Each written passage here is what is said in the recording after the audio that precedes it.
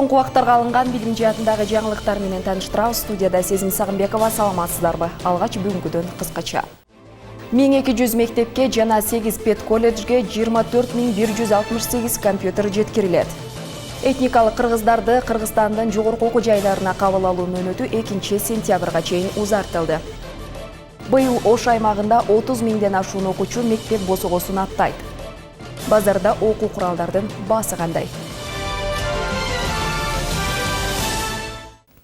1200 мектепке жана 8 пед колледжге 24168 компьютер жеткирилет. Кыргызстандын тарыхында биринчи жолу мектептерге мындай чоң көлөмдөгү компьютердик жабдыктар берилип жатат. Негизги максат мектептердин технологиялык муктаждыгын толуктоо аркылуу окуучулардын заманбап, сапаттуу билим алышына шарт түзүү болуп саналат. Бишкек шаарында өспүрүмдөрдүн өзүн-өзү таануу жана өнүктүрүү боюнча окуу курсу болуп өттү. Билим берүү жана илим министрлигинин колдоосу менен Youth of Osh жана Кыргызстандагы Helvetas коомдук уюму тарабынан уюштурулган. Курстун максаты окуучулардын өзүн-өзү таануусу жана инсан катары калыптанышын, анын көз карашына, дүйнө таанымына, жөндөмдүүлүгүн калыптанышына салым кошуу. Ошондой эле муундардын ортосундагы байланышты түзүү аркылуу коомдогу туруктуулукту камсыз кылуу. Этникалык кыргыздарды Кыргызстандын жогорку окуу жайларына кабыл алуу мөөнөтү 2 сентябрга чейин узартылды. Бул тууралуу Билим берүү жана илим министрлигинин басма сөз кызматы билдирди. Президенттин чет өлкөлөрдө жашаган мекендештерге билим берүү жана улуттук маданият маселелеринде колдоо көрсөтүү боюнча чаралар жөнүндө жарлыгына ылайык 2022-2023 окуу жылына Кыргызстандын жогорку окуу жайларында чет өлкөлөрдө жашаган этникалык кыргыздарды окутуу үчүн 75 квота бөлүнгөн. Сынакка этникалык кыргыздар Казакстан, Кытай, Өзбекстан, Тажикстан жана Туркиянын жарандары катыша алышат. Сынактык тандоого катышуу үчүн талапкерлер министрликтин student.edu.gov.kg онлайн системасына катталып, чет өлкөлөрдө жашаган этникалык кыргыздарды Кыргыз Республикасынын жогорку окуу жайларына 2022-2023 окуу жылында кабыл алуу бөлүмүнө бардык керектүү документтерди жүктөшү керек. Ошондой эле 2022 жылдын 2 сентябры саат 23:59 чейин милдеттүү болгон талааларды толтуруу зарыл. Быйылкы жаңы окуу жылында мектептерге диндердин өнүгүү тарыхы сабагы киргизилди. Ага байланыштуу мугалимдер атайын окуудан өтүшүүдө, сабакка мугалимдердин даярдыгы кандай, кийинки сюжетте сөз болот. Имам Шафии деген бир алымдын насааты менен, ошонун осуяты менен, ошонун багыт берүүсү менен, ал аймакта бир гана мусулмандар эмес, ошол эле христиандар, ошол эле мажусилер. Жаңы окуу жылынан баштап мектептерге диндердин өнүгүү тарыхы предмети киргизилгендигине байланыштуу 15 августтан баштап 3 этап менен аймактардан келген мугалимдер окутулуп жатат. Азыркы учурда Араван, Алай, Карагулжа жана Өзгөн райондорунан келген 198 мугалимге бир жума офлайн, бир жума онлайн сабактар өтүлүүдө.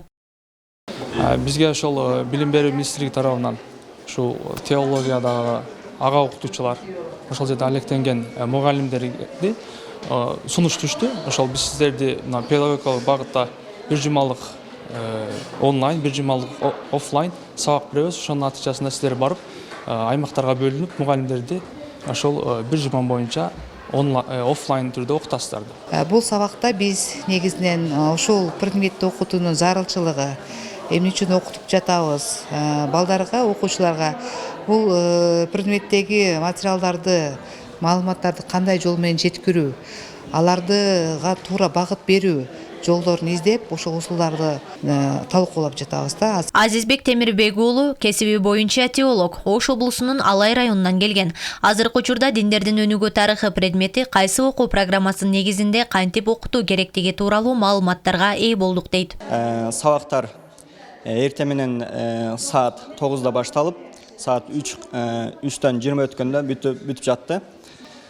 Менин жеке оюм бул сабакты жакшы түшүнгөн жана жакшы түшүндүрө билгендер окутуш керек деген ойлоймун. Мугалимдердин көпчүлүгү шаарлардан, райондордон келген тарых мугалимдери, калгандары теология факультетин бүтүргөн адистер.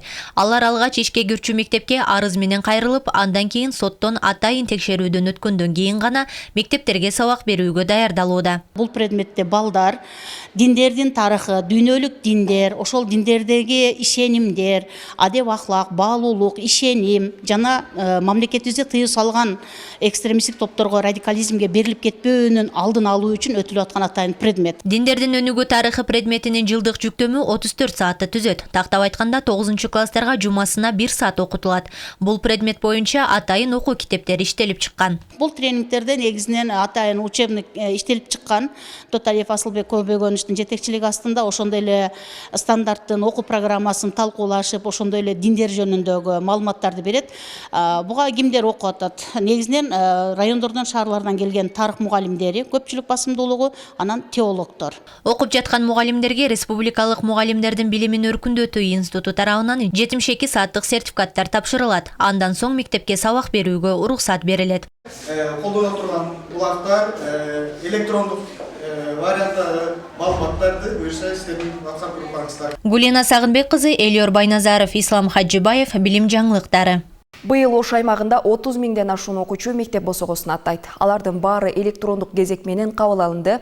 Бул тууралуу бүгүн Ошто өткөн облустук жана шаардык август педагогикалык конференциясында маалым болду.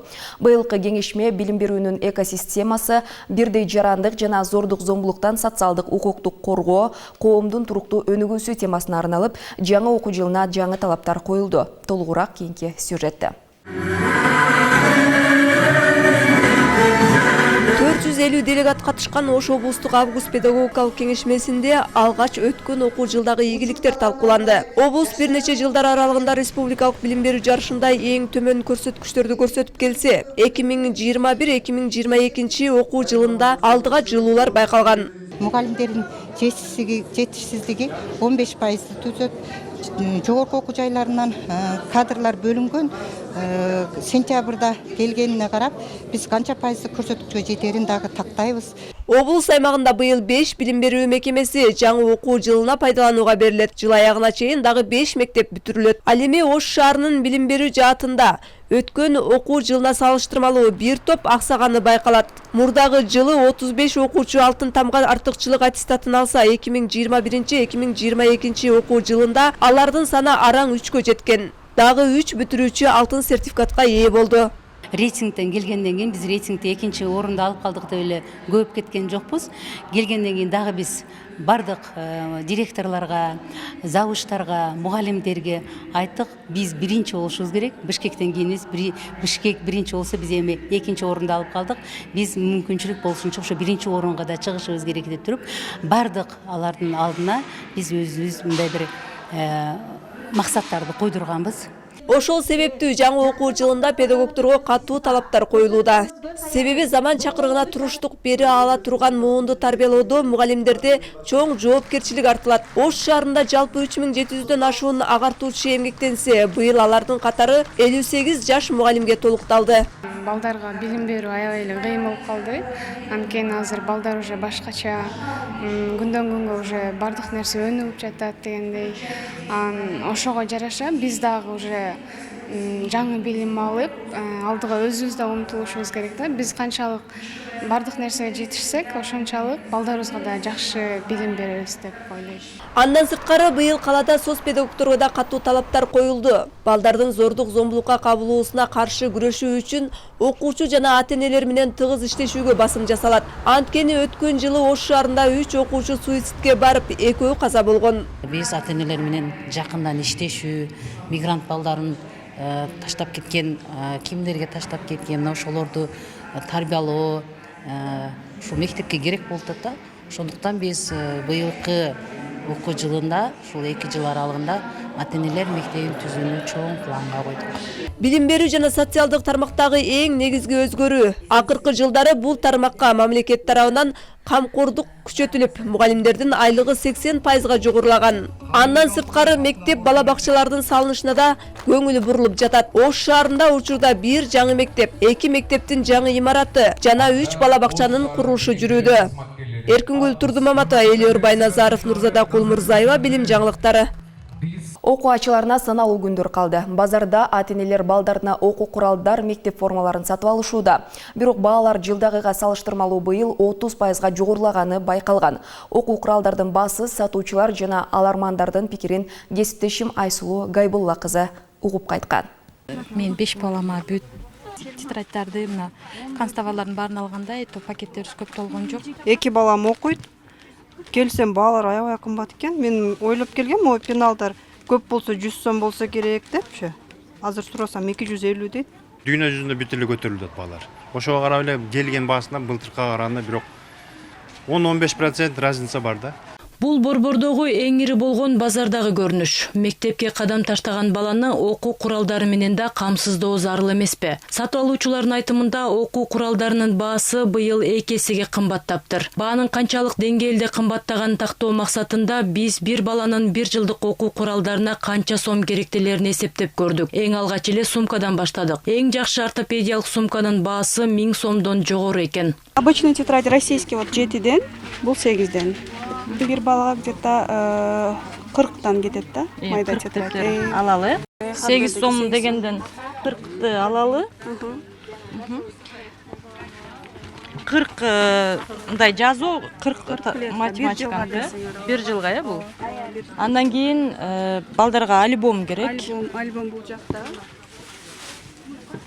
Өчүргүчтөр канчадан эже? Өчүргүч средний баасы 20 сом болот, жакшылары. А так 10 сомдуктар деле бар да, средний 20 сомдон болот, могу жакшырактары. Среднийден 1 жылга 3-4 кетет да. 2,5 эмеге, 2 чейрекке жетет да, 24 барагычы. Каяктан келген? Средний бул бумага российский бизден переплет болот.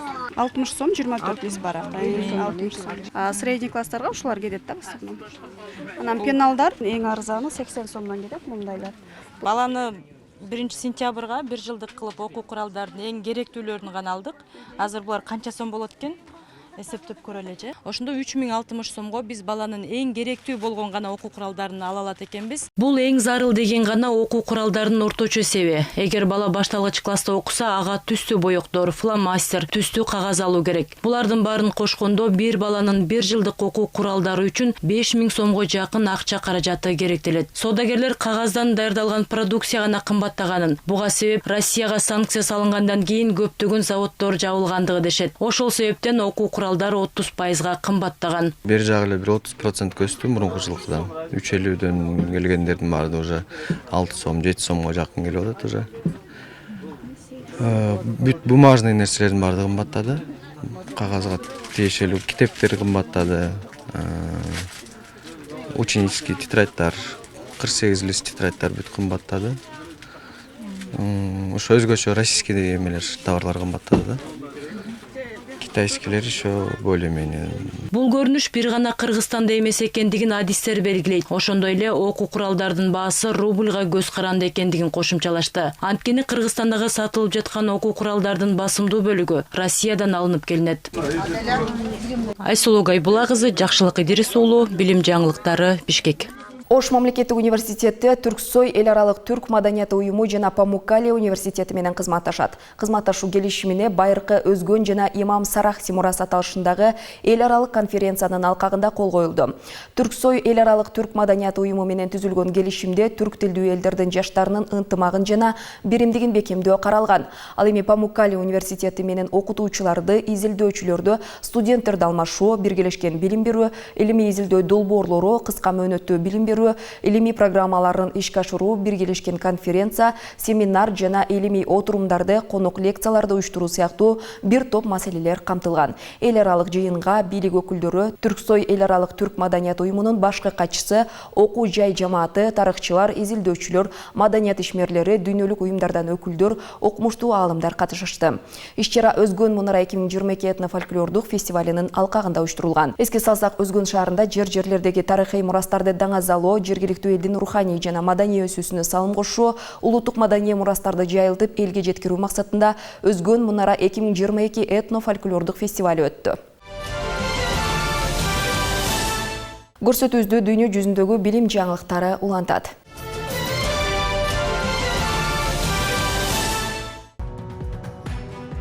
Орусияга кирген чет элдиктердин басымдуу бөлүгү Азия мамлекеттеринин жарандары. Россиянын жогорку окуу жайларына документтерди Белоруссия менен Тажикстандын бүтүрүүчүлөрү да жигердүү тапшырышат, дейт университеттер. Россиянын жогорку окуу жайларына тапшырган чет элдик абитуриенттердин көбү Азия өлкөлөрүнүн өкүлдөрү болушту.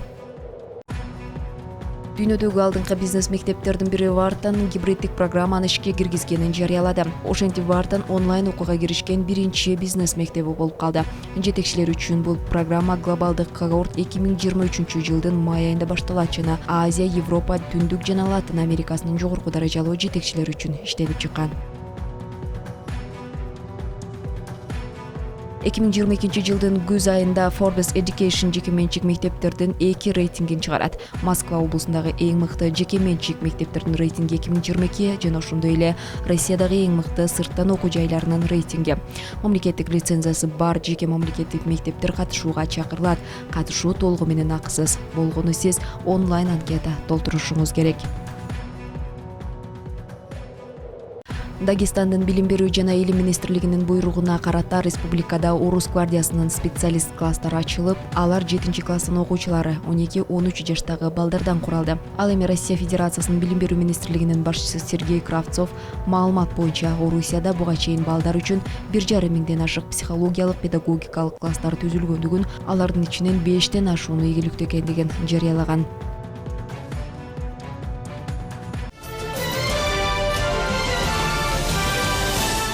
Сиздер бүгүнкү алынган билим жаатындагы өлкөбүздөгү жана дүйнө жүзүндөгү билим жаңылыктары менен тааныш болдуңуздар. Амандыкта жолугушканча сак саламатта туруңуздар.